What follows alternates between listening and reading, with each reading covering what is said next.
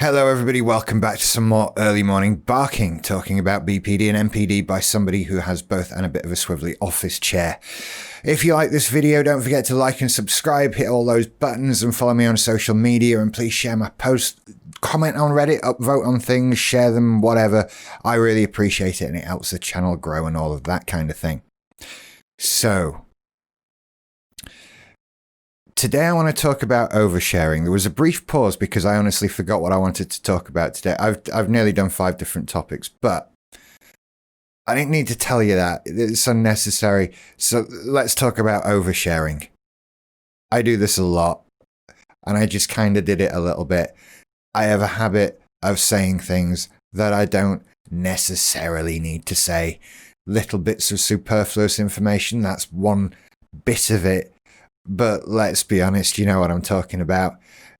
This is the thing where somebody asks you, hey, how's it going? And then they get your life story.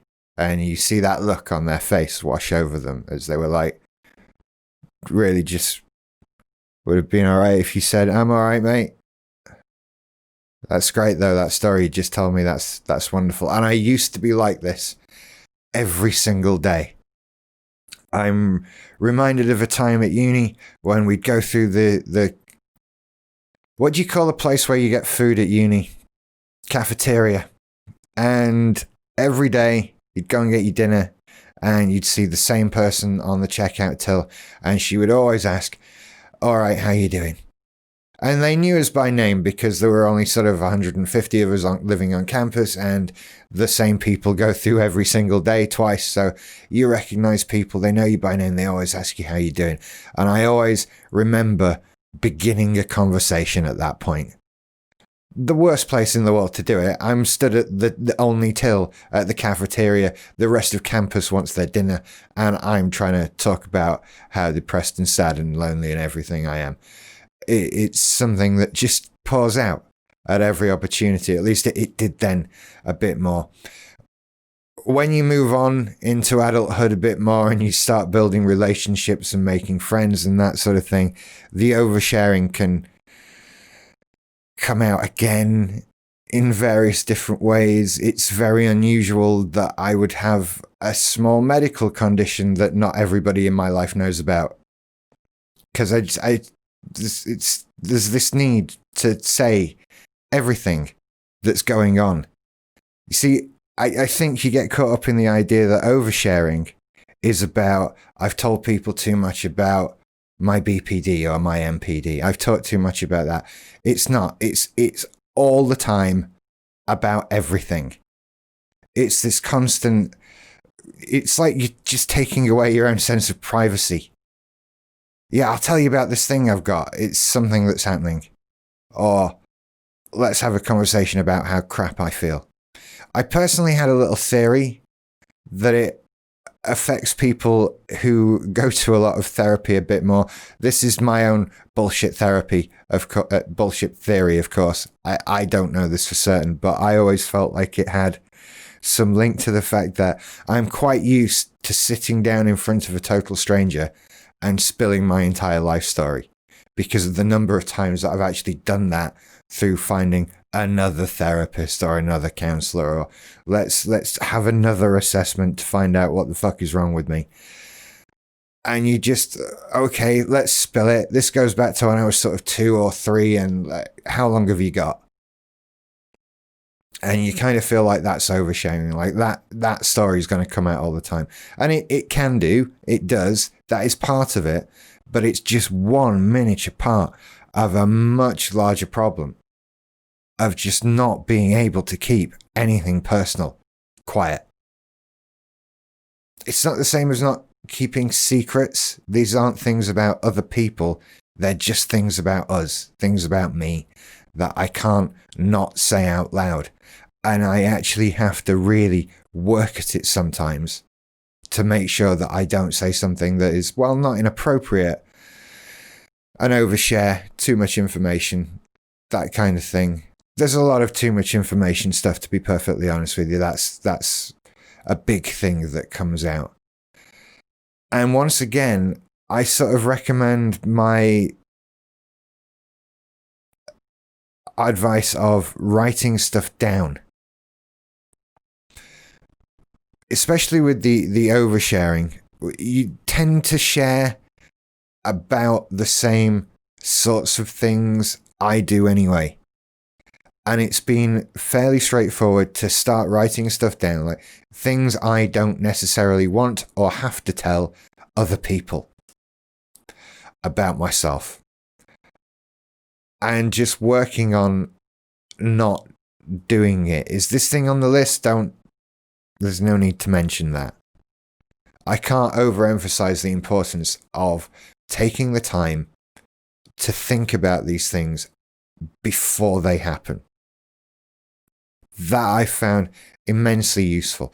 And I've talked about that before in the sense of taking time to figure out how you're going to react to a particular situation. What is the correct reaction to have to a particular event or thing said to you? And this is a similar sort of thing.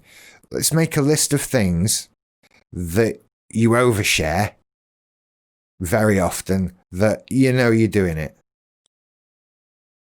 Because I think we know we've done it. This is another one of those things. We know we're doing it. We just, you've got to stop yourself from the moment. You've got to put brakes on it. And that's the difficult bit. But it's a fairly calm one. I've found that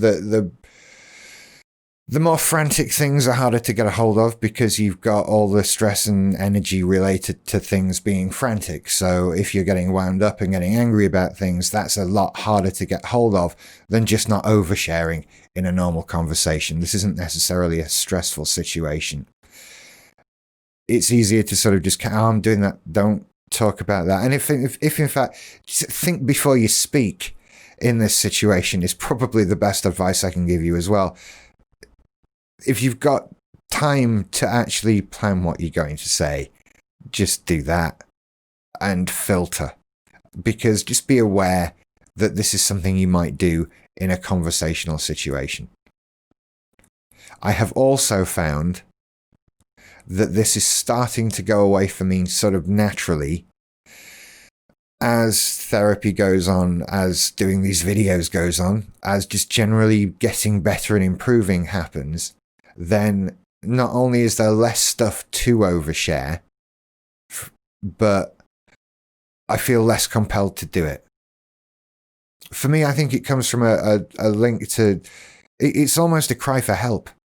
If I tell you this story, can you help me? Can you do something about it? Because I'm just in pain right now. So all this story just comes flowing out in an attempt to find somebody who can help us. That's kind of what it feels like. It's a bit frustrating. Well, not a bit frustrating. It's extremely frustrating. And also perhaps that desire to be parented, to be looked after. If I tell somebody all this stuff, will they have sympathy? Will I get a hug? Will I be told it's all going to be all right? Probably not. But that feels like the desperation that is behind it all. And that for me is starting to fade as I become less desperate to ditch all this stuff and get over it and learn to deal how to live my life properly. So oversharing is definitely a thing that we do. I'd be interested to hear how it comes out in you. Write me some comments and some Reddit comments and stuff like that. Because I get the feeling this comes out in just so many aspects of life. And I can really only touch on the ones that affect me. And I get the feeling that there are a few topics I've covered where I'll get comments from you guys that are just, well, that's very interesting, but look at all this stuff I get. I find it shocking. I find it surprising. And it's very interesting to me how these things are very different but similar all at the same time. And clearly we've all got the same set of problems. I'm waffling now. Anyway, that was me talking about oversharing. Feel free to add anything in the comments, like, subscribe, share, post, all of that guff. Right, you take care. I'll see you later. Bye.